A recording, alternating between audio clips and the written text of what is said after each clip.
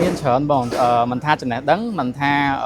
មីសិនតែគាត់ត្រូវធ្វើឲ្យបងមានន័យថាសម្រាប់ការប្រកួតនេះគឺមិនមែនត្រឹមជា advocacy ទេប៉ុន្តែគឺជាការធ្វើសកម្មភាពក្នុងអង្គការ NGO ផ្ទាល់ហ្មងអញ្ចឹង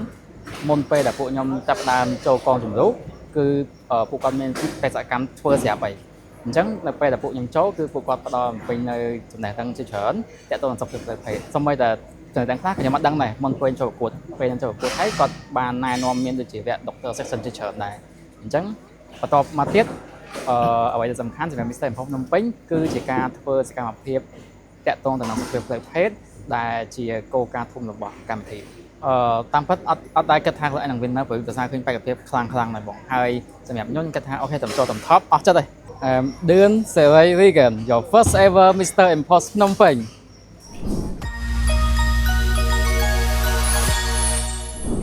អូខេជំរាបសួរ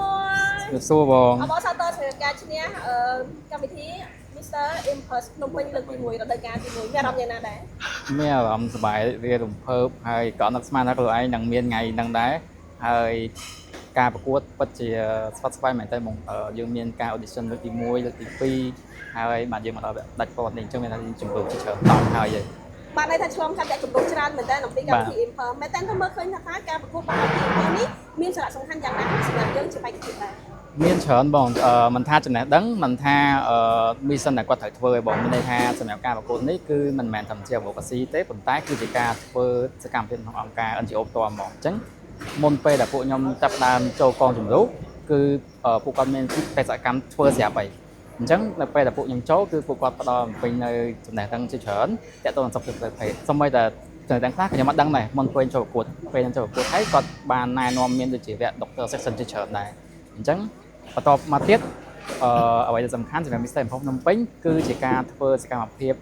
តាក់ទងទៅនឹងសុខភាពផ្លូវភេទដែលជាគោលការណ៍ធំរបស់កម្មវិធី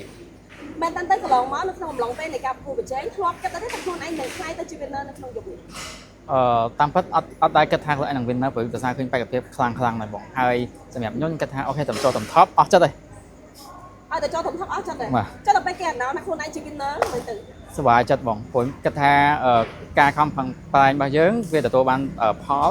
ហើយអ្វីដែលយើងនឹងត្រូវធ្វើបន្តទៅមុខទៀតគឺវាជាអ្វីដែលយើងពេញចិត្តនឹងធ្វើមានន័យថាខ្ញុំពេញចិត្តនឹងចូលរួមជាមួយនឹង Impulse ភ្នំពេញក៏ដូចជា IMS Cambodia ដែរអូខេអញ្ចឹងសំណួរចុងក្រោយដែលបងចង់សួរទៅ Sirigan ប្រសិនបើ Gan បានខ្លាយទៅមានថាត្រូវបានគណៈកម្មការជ្រើសរើសជា winner របស់ Mr. Impulse ក្នុងឆ្នាំ2026ហើយ Impulse មាន project មួយឲ្យ Gan ធ្វើគឺតាក់ទងជាមួយនឹងការpromote ឬក៏ផ្សព្វផ្សាយដើម្បីឲ្យយុវជនគាត់មកទទួលយកសេវានិង get involved ជាមួយ Impulse តែក្នុងនាមយើងជា winner គួរប្រើវិធីសាស្ត្របែបណាដើម្បីឲ្យយុវជនទាំងនោះគាត់មកចូលរួមជាមួយសកម្មភាពរបស់ពួកយើងតោះណា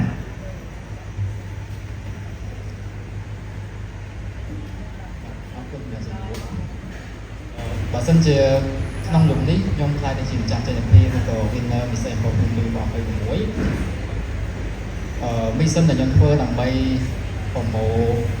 បេក្ខភាពយុវវ័យយុវជនក៏ដូចជា Gen Z ដែលគាត់ប្រឈមនឹងបញ្ហាឆ្លងនៃជំងឺកាមរោគជំងឺ AIDS ដែលយើងដឹងថាតំណែងថ្មីគឺមានដល់ទៅ 44% នៃអ្នកកើតថ្មីចំនួន 70,000 នាក់គឺជា Gen Z អញ្ចឹងខ្ញុំជឿជាក់ថាដើម្បីអាចប្រមូលផ្ដុំក៏ដូចជាហៅពួកគាត់បានគឺយើងត្រូវប្រើវិធីសាស្ត្រដែល Gen Z ពួកគាត់ដែរអញ្ចឹងវិធីសាស្ត្រដែលយើងអាចប្រើបានដូចជាការបង្កើតកម្មវិធីសប្បាយៗ concert ឬក៏កម្មវិធី giveaway challenge ផ្សេងៗលើ social media ផ្សេងៗដើម្បីឲ្យពួកគាត់ interesting ពេលដែលពួកគាត់ចាប់អារម្មណ៍ហើយពួកគាត់មកចូលរួមជាមួយយើងនឹងធ្វើការផ្សព្វផ្សាយចំណេះដឹងផ្សេងៗទាក់ទងនឹងបញ្ហាសុខភាពផ្លូវភេទក៏ដូចជាឲ្យពួកគាត់យល់ដឹងកាន់តែច្បាស់ទាក់ទងទៅនឹងការការពារខ្លួនខ្ញុំជឿជាក់ថាគ្រប់គ្នាសិតតែមានដៃគូអញ្ចឹងអ្វីដែលសំខាន់គឺចេះការពារខ្លួនក៏ដូចជាការពារដៃគូហើយខ្ញុំចង់ប្រាប់អ្នកនរគ្នាថាការពារខ្លួនឯងដើម្បីអនាគតខ្លួនឯងគឺដៃគូរបស់អ្នកគ្នាសូមអរគុណមុនហ្នឹង មែនតើនៅលើឆាកបងឃើញមានការឆ្លើយសំណួរចម្លើយតាមល្អមែនតើពាក់ព័ន្ធជាមួយនឹងបញ្ហាសុខភាពផ្លូវភេទ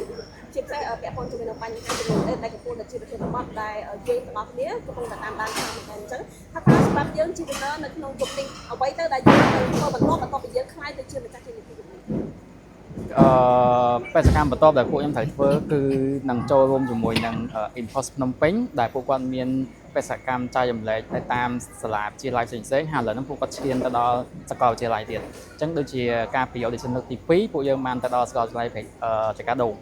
អញ្ចឹងពួកយើងបានតែធ្វើការ session ចែកបង្ហាញតាក់ទងទៅនឹងសុខភាពផ្លូវភេទក៏ដូចជាធ្វើការ debate អញ្ចឹងការពិភាក្សាមិញក៏យើងមានការ debate ជាមួយនឹងសិស្សនិស្សិតដែលគាត់មកពីសាលាសកាដូងគ្នាបងអញ្ចឹងបន្ទាប់ពីខ្ញុំបានចប់ហើយយើងនឹងបន្តសកម្មភាពនឹងបន្ថែមទៀតហើយក៏ដូចជាការផ្សព្វផ្សាយលើប្រព័ន្ធ social media ផ្សេងៗផងឃើញថាមែនតើទៅកន្លងមកយើងធ្លាប់សង្កេតឃើញមានកម្មវិធីបរិហឯកច្រើនប៉ុន្តែប្រភេទកម្មវិធីបរិហឯកដែលពាក់ព័ន្ធជាមួយនឹងការលើកកម្ពស់បញ្ហាសុខភាពផ្លូវភេទនៅកម្ពុជាវាកម្រមែនតើហើយនេះក៏ជាលើកទី1ដែល Impulse ភ្នំពេញគាត់បានរៀបចំអញ្ចឹងក្នុងនាមយើងជា winner តើមានអីចង់និយាយទៅកាន់ពុកម៉ែបងប្អូនជាពិសេសនិយាយឆ្លើយតបទៅកាន់ Impulse វិញផងដែរបាទបងសម្រាប់ខ្ញុំគឺខ្ញុំនៅតែគាំទ្រឲ្យប្រជាជនកម្ពុជាមិនថាក្មេងមិនថាចាស់គឺមានការប្រុងប្រយ័ត្នទៅយកចិត្តដាក់ក្នុងបញ្ហាសុខភាពផ្លូវភេទមិនថាដៃគូអ្នកមានដៃគូអ្នកមានគ្រួសារឬក៏អ្នកនៅលាវបងដោយសារអីឥឡូវជំងឺអេដមានការកើនឡើងវិញហើយខ្ពស់ហើយជាពិសេសក្មេងៗបងដោយសារតែឥឡូវយើងមានអាចនិយាយថា one night stand ឬក៏យើងមានដៃគូច្រើនអញ្ចឹងខ្ញុំគិតថាពួកគាត់គួរតែមានការប្រុងប្រយ័ត្នឲ្យកាន់តែខ្លាំងជាងមុនដើម្បីឲ្យគោលការណ៍ដែលរដ្ឋាភិបាលយើងបានដាក់ឡើងឆ្នាំ2030ហ្នឹងគ្មានជំងឺអេដនៅកម្ពុជាហើយក៏ដូចជាការពារសុខភាពខ្លួនឯងក៏ដូចជាមនុស្សទីសាស្ត្ររបស់ខ្លួនឯងទៀតក្នុងនាមយើងជា winner ឆ្លើយតបទៅនឹងរដ្ឋាភិបាលរដ្ឋាភិបាលដែលកំពុងតែដាក់ចេញនូវគោលនយោបាយថ្មីសម្រាប់ការលុបបំបាត់ជំងឺអេដនៅក្នុងឆ្នាំ2030បើសិនណាជាគេឲ្យយើងបង្កើតនៅយុទ្ធនាការឬមួយគម្រោងមួយតើបងអូនក្នុងនាម winner នឹងបង្កើតអ្វីដែរបាទបងសម្រាប់ខ្ញុំតាមពិតនេះគឺយើងអត់ទាន់បានសិក្សាជាមួយនឹងខាង Impulse ភ្នំពេញទេបងប៉ុន្តែបើសិនជាខ្ញុំមានឱកាសខ្ញុំនឹងបង្កើតជាមូលនិធិមួយដើម្បីធ្វើការផ្សព្វផ្សាយ25ខេត្តក្រុងបងដោយសារអីតាក់ទងនឹងប្រជាជននៅភ្នំពេញខ្ញុំជឿជាក់ថាគាត់មាន social media គ្រប់ដៃមានអ៊ីនធឺណិតគ្រប់ទីកន្លែងប៉ុន្តែសម្រាប់អ្នកដែលនៅរបៀបថា coastal area វាថាអ្នកដែលនៅចុងកាត់មាត់ញោកអញ្ចឹងពួកគាត់អាចនឹងអត់មានអ៊ីនធឺណិត access ទេអញ្ចឹងការផ្សព្វផ្សាយត្រូវតែចុះទៅដល់មន្ទីរភូមិស្រុកទៅតាមពេទ្យបង្អែកផ្សេងៗទៅធ្វើការផ្សព្វផ្សាយអញ្ចឹងខ្ញុំគិតថាខ្ញុំនឹងសហការជាមួយរដ្ឋាភិបាលទៅជាមួយនឹងមន្ទីរពេទ្យបង្អែកខេត្តនៅតាមភូមិស្រុកឆ្ងាយៗហ្នឹងដើម្បីផ្សព្វផ្សាយផ្ទាល់ហើយឲ្យពួកគាត់បានយល់ដឹងកាន់តែច្បាស់ជាពិសេសចង់ឲ្យពួកគាត់ដឹងពីវិធីបង្ការហើយបើសិនជាពួកគាត់បានកើតហើយត្រូវដឹងថាវាមិនមែនជាជំងឺដែលគួរចង់ថាអត់អាចមានថ្នាំពជាបានអញ្ចឹងមានថាគាត់អាចធ្វើនៅបានដូចមនុស្សធម្មតាដូចគ្នាដោយសារបច្ចុប្បន្នយើងសង្កេតឃើញថាអត្រានៃអ្នកការជំងឺមានការឡើងខ្ពស់ហើយមានបុគ្គលមួយចំនួននៅយើងក៏និយាយថាប្រជាពលរដ្ឋយើងមួយចំនួននៅមិនទាន់ក្លាហាននៅក្នុងការទៅធ្វើតេស្តដើម្បីស្វែងរកជំងឺនេះទេតើក្នុងនាមយើងជា winner មានអ្វីជាការលើកទឹកចិត្តដល់ពួកគាត់ដើម្បីពួកគាត់ចូលរួមធ្វើការតេស្តឈាមដល់គ្នាហ្នឹងហើយបងដោយសារករណីនេះដែរខ្ញុំមានសារផ្ដាំទៅពួកគាត់ដោយសារតែឥឡូវយើងមានការអាប់ដេតជាច្រើនទាក់ទងនឹងប្រជាវិទ្យាសាស្ត្រអញ្ចឹងពីមុនមកយើងមានតែការតេស្តឈាមជាមួយនឹងដៃមជុលទេប៉ុន្តែឥឡូវយើងអាចតេស្តនឹងទឹកមាត់យើងអាចតេស្តនឹងខ្យល់ដង្ហើមបានទៀតអញ្ចឹងមានថាពួកគាត់បើសិនជាអត់ចង់មកមន្ទីរពេទ្យខ្មាស់គេគាត់អាចទៅរកអង្គការមួយចំនួនដែលគាត់មានផ្ញើអនឡាញបងអញ្ចឹងគាត់អាចផ្ញើតាមអនឡាញគេហើយតេស្តខ្លួនឯងបានអញ្ចឹងគាត់នឹងបញ្យល់ថាតេស្តបែបណាឃើញបែបណាអញ្ចឹងខ្ញុំលើកចិត្តឲ្យពួកគាត់តេស្តស្វែងរកជាប្រចាំអាចថា3ខែទៅ6ខែបើសិនគាត់មានដៃគូច្រើនហើយព្យាបាលទាន់ពេលវេលាបងដោយសារជំងឺនេះបើសិនជាពួកគាត់ព្យាបាលទៀងទាត់គឺអាចរស់នៅបានមនុស្សធម្មតាទូទៅចឹងរៀងស្តៀងគ្នាជាមួយនឹងសំណួរនៅលើឆាកដែរបើសិនណាជាឲ្យបងអូននិយាយតាមផ្នែកទៅកាន់អ្នកដែលមានក្រុមគ្រួសារជាអ្នកជំងឺមានទុកមេរោគអេដនៅក្នុងក្រុមគ្រួសារតើអ្វីដែលបងអូននឹងនិយាយបាទបង